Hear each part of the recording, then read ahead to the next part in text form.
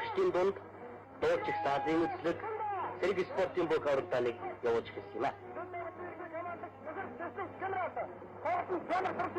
Нөхөд пионер сурагчид сайн байцгаана уу?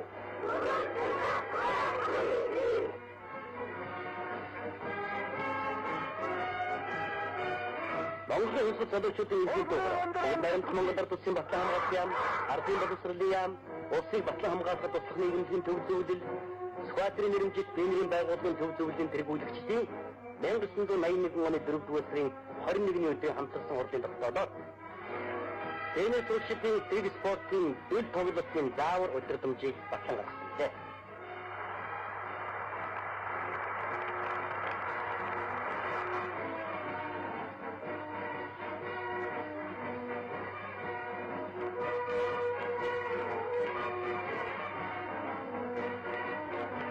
Зэрэг спортын үйл тоглолтын нийт Дорнот аймгийн төвийн ерөнхий боловсролын сургуулиудын теннис сурагчдын жагсаалаар эхэлжээ.